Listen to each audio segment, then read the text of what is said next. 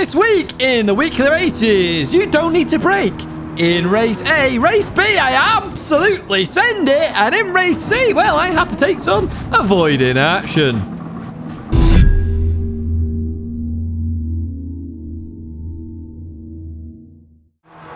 Hello everyone and welcome back to the Gran Turismo weekly race guide here in 2023, week 11. And this week, I think Gran Turismo are trolling us. They really are. In fact, I'll get into a bit more details later on for race C. But race A is a bit of a mean race, to be honest with you. We thought we might get rain. Apparently not. We are in the bone dry. We are in the Fiat 500. But what are the settings? Well, it's 3 laps here at high speed ring. It's a grid start, sport soft tyres, and it's pop on. So literally, you put your foot to the floor and you go, because this thing has 1 horsepower, essentially, or it feels like that anyway. There are timestamps in the background if you want to skip over race A because you find it extremely boring. Well, some of you might not. Anyway, well, let's jump to the race. Let's actually have a look exactly what happens, because even though it's so slow, it does actually mean a little bit of close racing. Here we are then at the start. Starting in P8 here in the Fiat 500 race. Someone's got a Barbie girl car in the back. Well played. I just saw that at the end of the grid there. That's amazing. Right, here we go. Foot to the floor. Off we go. You don't have to worry about traction control in this car, of course, with the 1 horsepower that it has. You do want to rev the nuts out of this thing, though. If you rev the nuts out of it, get as close to that limiter as possible. It's very much in the red, but do not hit the limiter as we get a good run there on Paparoschi there, the Italian driver. As we go down the inside, we're actually catching up to Fransom Hank as well. As we're looking down the left a little bit here, looking down the left, looking down the left, looking down the left. Just comes across a little bit, doesn't realise I'm there. Obviously, these cars are so small. It's all good though. You can't really crash this car. We're going to go to 200% speed for this race, I think. For the corners, we'll do 100, but I mean, it looks like a normal race now, doesn't it? It's 200%. Right, then we're back to 100 now as we head towards this, technically turn 2, but it's turn 1. So I just lift around the 50-meter board and go around the corner. That's how I do it to maintain speed. There's not going to be a lap guide for this one because we're coming up to the only braking zone in a second as we maintain the speed there to go into P4. Actually getting down the inside of Chelsea in towards P3. So you just brake at the 50-meter board. That's all you need to know for this race as we go into here, okay? And we're just going to keep it on the inside here. Oh, Fallon just keeps it ahead there as we head in to the left-hander then. And again, for here, you can just keep your foot to the floor there. I didn't really need to lift and continue on through. So obviously slipstream going to be critical in some aspects of this race. And so it's just maintaining that speed as well as we continue towards the last corner. And then we're going to dive down the inside then. We're just on the inside here.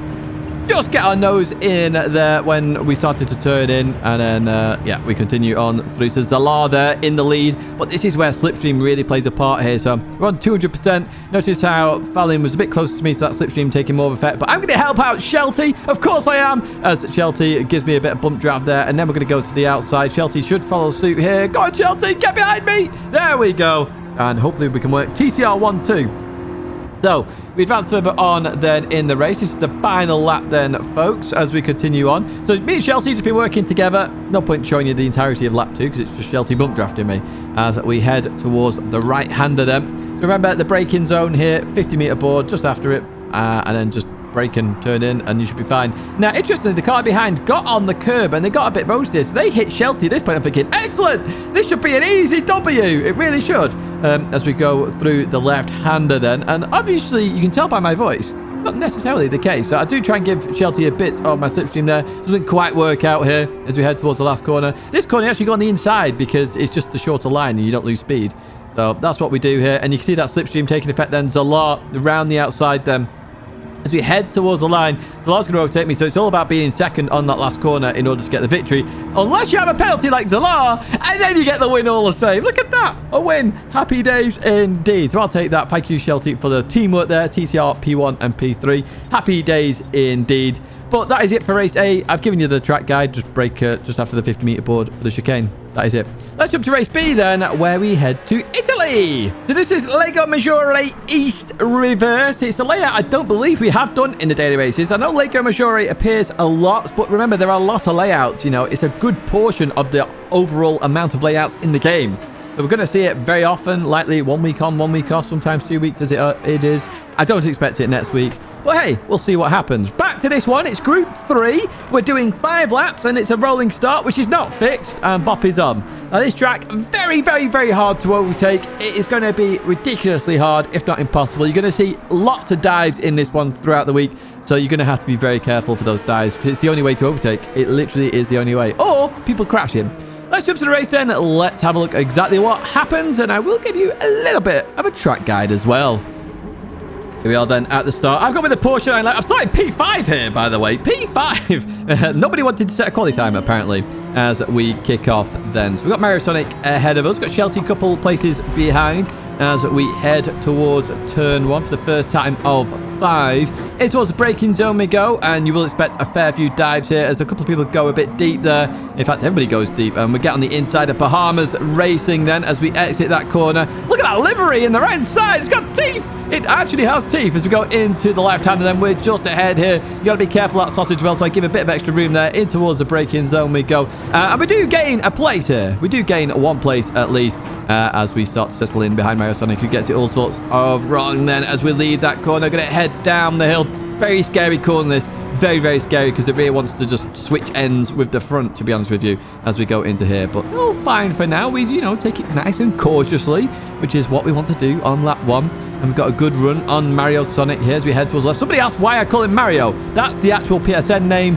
Obviously, I'm showing nicknames here just to see who's racing for TCR. Because it's always good to see who is racing for TCR. So we'll continue on through here, go into the right-hander, continue on out and head towards the hairpin. This is where you'll see a lot of dives as well. So I would advise taking that line I just showed you there, which is a very tight line, but it'll stop the dives down the inside. Oh, hopefully will, or somebody might try and punt, but hey, it is what it is. We continue on out of there then, and we cross start finish line. And what you're seeing here, folks, is the actual race in a nutshell. You are stuck behind somebody. There is no real place to overtake as I go a bit deeper here to try a different line potentially. Is it going to work? Not quite. You've got to be careful of that rear end. Oh, we do actually have a bit of a run here on Mario Sonic, actually. Let's look at this. I'm going to the left-hand side. We're going to show our nose a little bit here, but we're not really there, so I'll back out of that. It wasn't really an overlap. So we advance to the next lap then. Heading in towards turn 1 and in towards the braking zone. I'm going to send it down the inside then. I'm looking to get it stopped, which I do. Do hit that apex, but too much oversteer and continue on out there. Unfortunately, not getting anywhere. So lap number 4 then, in towards the S's we go. And in the right, and the Viper up ahead gets it all sorts of wrong. So you bottom boys meets barrier there. So we do gain another position. Just be careful of the S's because this is where you can lose the car going into the inside here. But you do want to cut this quite a lot as we head into the right then. So the final lap here, can we get past Mario Sonic and actually go for this? Mario made a mistake then. Down the hill we go, in towards this braking zone we go. The rear end wanted to switch again. As we go into that left and continue on out, we've got a bit of a run here on Mario Sonic. I will talk about in the lap guide how to prevent that oversteer, but we're in the race right now as Mario goes defensive. So I'm going to try a lunge around the outside. Now, this is a possible move to do. Very hard to do, and you need somebody compliant in terms of giving you space there, as well as Mario Sonic did. Gets a beautiful line for this right, though, which means I can't overtake there as we head towards the final corner. Then in towards the hairpin we go, and Mario comes that off beautifully then as we keep it tight here and then really go for it on the final corner. Will Mario Sonic make a mistake? No. Easy done. Easy done there for Mario Sonic. So we're going to finish P3 there. The only overtaking, as you saw, was mistakes by others. No actual overtaking from myself there. So it's quite a disappointing race, to be honest with you, to have Group 3. And Group 4 may have been a bit more better in that regard, but maybe it was just the fed up of the added TTs. I'm not too sure. Right, let's go to a lap guide then. So heading in towards turn 1, you have the line there that follows the main circuit, okay? Now, you can use it where it crosses over there on the top right of that highlighted area. You want to brake just after that as you come into here. You actually want to take a wider line in to get a better line out. So you notice that a bit later of an apex there as we boot it out. Be careful of that barrier on the right-hand side. We're going to continue down here then. Foot to the floor then. To the left-hand side and then through that. Avoid that sausage. Over towards the left then we go. And what you're looking for there, as that curb goes off there, so it goes to a sharper left, that's when you're going to brake, okay? That is when you're going to brake. You can use that as brake markers. So you're going to brake a little bit, drop a gear usually, use all the curb on the inside, straight line it for this part here where you can cut quite a lot of the left of the curb, basically where the concrete is. And then for the right, that's coming up, you brake just after the end of the curb there that I've highlighted, okay? Just brake just after that. And again, you're going to drop a gear and you're going to use the gears to your advantage there, dropping a gear each time. And it just allows the car to rotate a little bit as well. We're down here then, very sketchy part of the circuit in this Porsche. So essentially the end of the curve there is your braking zone, and you want to brake in a straight line.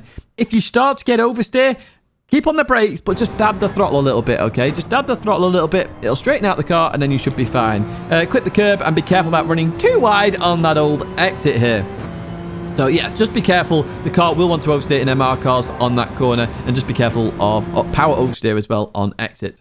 Finally, on the right-hand side, then, we have the red thing there. I'm not sure what you want to call that. But the start of that red bit there, that is your braking marker here, okay? And you want to brake quite early here and really get it turned in as late as possible. Keep over to the left-hand side as much as you can to get a better run through the right. You just have to lift a little bit there. And as we head towards this corner, take my advice, as I said earlier, in the race, keep a tighter line. Obviously, try and head over to the right, to the middle of the circuit here. And your brake marker is that yellow barrier that I've highlighted on the left-hand side.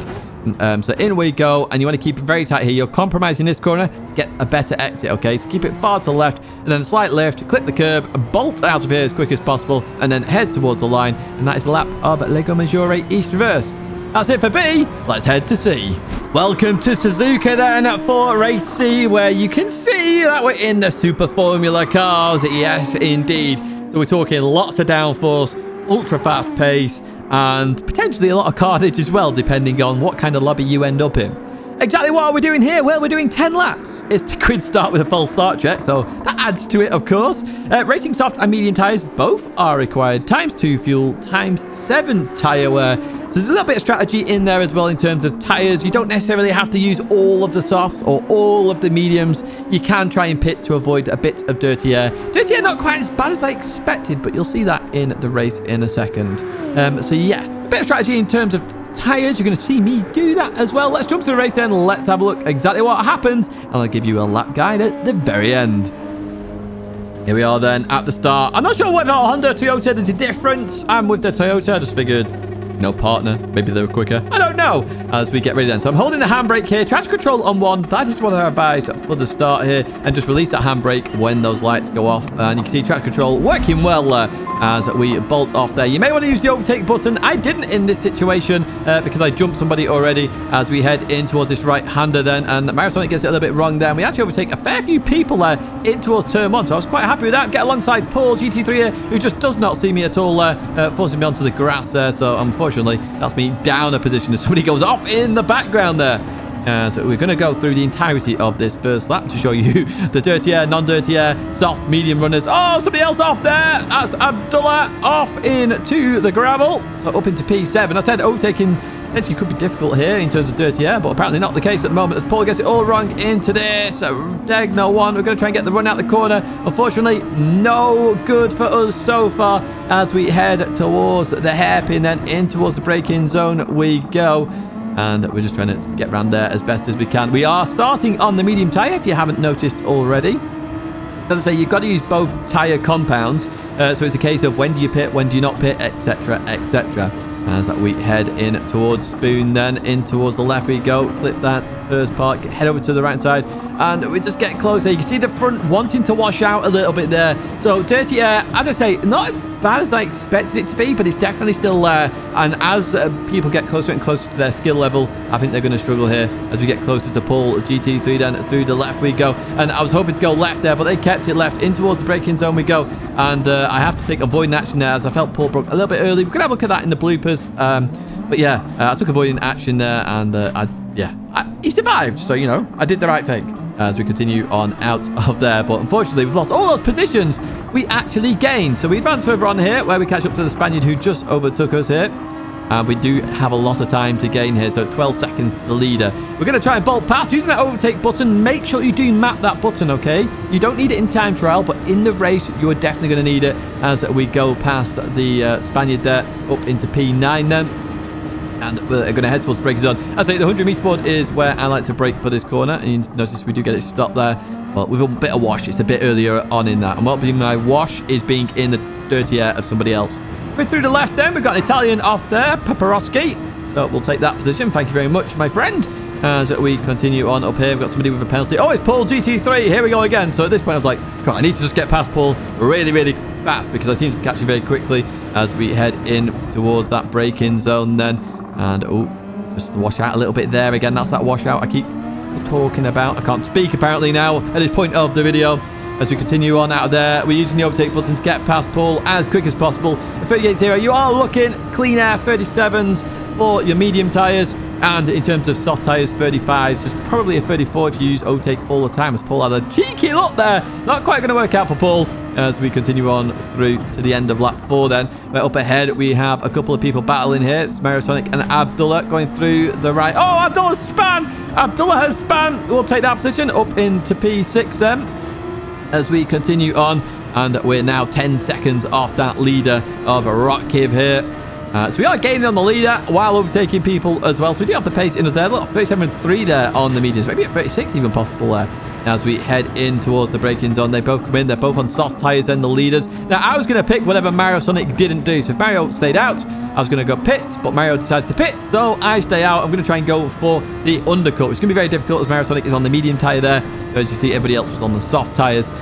So we're going to head towards turn 1 then. The German ahead doing the exact same strategy that I am doing here as we head into the second part of turn 1. Oh, never mind. They've gone.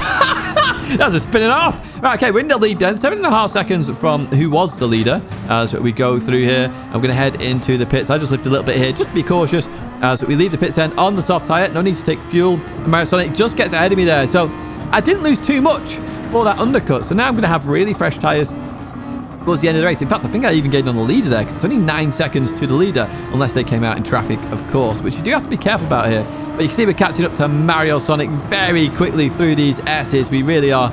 As you can see there, the dirty air having a bit of an effect again. That front end just wanting to go straight rather than turn as we continue on out of there. Where can we get Mario Sonic then? It's going to be a straight somewhere. It has to be, doesn't it, really? Through the right we go. Oh, no! Mario Sonic clipped Tidgney 1. Bins it there. You're going to have to be very careful with Tidgney 1. If you clip that curb, it can send you flying exactly like Mario Sonic. We've got to lap 8 then, where we've caught up to Muscoffy then, now on the medium tyre, of course, that we know of. And in towards the right we go as we belt out of there as quick as possible, using that overtake button again to try and get alongside. We know they're on the medium tyres, so we need to get past very quickly here because we're on the soft tyres. We need to make use of the soft tyre as we continue on out of there. It's 7 seconds to that leader now. It's actually coming down really, really quickly. 6 seconds as we advance towards the end of lap number 8, and we're up to Shelty then. And I have to get past Shelty for the same reason as Muscoffy. So it's all about abusing that overtake button now. I'm keeping that pressed. That bad boy is not being released until I pass Shelty. Here we go then. Look at the slipstream taking effect as well. Here's the overtake working overtime as we try around the outside of Shelty. Shelty sees what's happening, just lets off there. And I carry way too much speed into that corner, but we do survive. Gap to the lead at 5 seconds. It's down to 1 second. Will the leader make a mistake at the last chicane? That is the question. Through the right we go, and then into the left, and not quite then. So unfortunately, we're not going to be winning this race. However, Dirty Air, as you saw there, not playing as much of an effect as I anticipated. However, it still does exist. You do have to be careful of it. But the overtake button is the critical part here. It allows you to actually overtake, unlike Group 2. But yes, that is it in terms of C. However, you need a track guide. So let's jump to that track guide. Here we go then. So as you head towards turn 1, this is on a soft tyre, essentially you're going to drive in. Drive in as normal, and it's the end of the curb is when you're going to start braking on the right-hand side. This thing has so much downforce, and it's so light, you don't have to worry about weight transfer. It's literally all about using the air, passing over those wings to get through the corner. Short shift to 4th gear to avoid that wheel spin. Hit 5th. Into the left, drop a gear for here. You might want to dab the brakes as well. And it's all about lifting here and just turning and maintaining that speed as much as you can. Now, sometimes I drop to 3rd here. I stay in 4th for this particular lap. And then I'm going to continue on paddling through those corners. It literally is just flat out, essentially. Flat out lift, flat out lift. So you got to think about for the S's. Tidgney 1 is a slight lift. You can do it flat, but it's very risky to do it flat, okay? So you just turn in. And then Tidgney 2, we're going to use that Marshall tent on the left-hand side. The marker I always use there. Literally going to drop 2nd gear. Short shift to 3rd to avoid too much wheel spin. If you're in 2nd, you're going to spin out. 3rd gear, very much needed for Tidgney 2. As you head towards the hairpin then, on the right side, you've got the end of the curb there. You're braking just after that, okay? Just after that curb on the right-hand side. And you're going to drop to 1st gear, and then you're going to short shift to 2nd gear, okay? Short shift to 2nd. Be careful of wheel spin, even in 2nd. 3rd gear, I got too much wheel spin, to be honest with you, which is why I stayed in 2nd. It was very odd. I think it's just because I didn't have enough downforce going over that rear end at this point in time. We're going to head towards Spoon then, and on the right-hand side, we're actually looking for the 50-meter board. That's how late we're braking in this car. 50-meter board, 4th gear for the first part of spoon, okay? So literally drop to 4th and really try and use as much of this speed as you can as we head out towards the right-hand side. And then before the end of the curb on the right-hand side, you're going to brake and drop to 3rd gear. 3rd gear for this corner. Now, in the middle of the corner, you may want to shift back up to 4th, okay? Because that way you'll stop wheel spin. You notice I do that there. I got a little bit of understeer as well because I was trying to carry so much speed. But even so, short shift to 4th just to avoid that wheel spin. And I recommend that if you are struggling with wheel spin, just go up an extra gear and see what happens, see how it feels for you. 130R is just flat, easy flat, as you saw in the race. As we head towards the braking zone. Now, the braking zone for this corner is a 100-meter board. That's how late we are braking for this corner. And you can see why I got caught off with Paul, for example, in the race. So, yeah, the 100-meter board is your brake marker here. Hit the brakes, and you're going to drop to 2nd gear. Now, oh, I went to 1st gear for some reason. Anyway, you're going to short shift to 3rd gear, accelerate out the corner. Anyway, that is a lap of Suzuka in the Super Formula. Let's now have a look at some of the bloopers. Okay, first up, let's have a look at exactly what happened to Soggy Bottom Boys then. Through the right we go, in towards the left. Oh, they clip the grass. That forces a bit of oversteer. They're all about trying to catch it now, and that's never going to happen into barrier. So, yes, they've got dirt on their tyres from the inside corner, not the outside there. Bahamas goes around the outside then, in towards the braking zone, and they're going to go off again because of that dirt on their tyres. So Shelty's going to go clean on through. So, race C. Now, did I outbrake myself or did Paul brake early? That's the question. So that obviously is just a judgment call there into 130R. Into his braking zone we go. And yeah, I'm still not too sure from that camera angle. Let's jump to Paul then as we go into the left. So Paul there, stay towards that left-hand side. That's absolutely fine. Into the braking zone. Well, brakes bob on, I would say. Bob on. Maybe tiny bit, but I think it's fine, personally. I think I just broke a bit too late and took avoiding action, so fair play. What happened to Paparoski here? Well, Abdullah decided to absolutely send it into a corner that you really can't send it like that. So that was a pretty of a dirty move, to be honest with you, Abdullah. What wasn't a dirty move, though, was this. This is an unbelievably clean move. Well played with this one. Look at that. Beautiful stuff. Through the left we go. They're in 3rd gear, and then they go for a bit of a spinneroonie there as they catch it. Well caught as well. Look at that. So what happened to the leader? We saw this as I was going around. As we leave here, we're in 3rd gear off in that 4th gear. Then they get sent to the realms here. Sent to the realms. Let's fast forward a little bit here as they try and get back on circuit. Because they come back on. And in fact, Shelty's going to get impacted massively there. As you notice that, Shelty got impacted. The Spaniard just runs to try to take avoiding action. And Shelty's forced behind it. It cost Shelty a bit of the battle for the lead. That's going to be it for this video, folks. I do hope you've enjoyed it. Please do subscribe to the channel to stay in touch with all the latest content. Give it a thumbs up on the way out. But I'd say that is it for me. Please stay in touch with all the latest content. Lots to come this week, and I hope to see you in another video or live stream again very soon.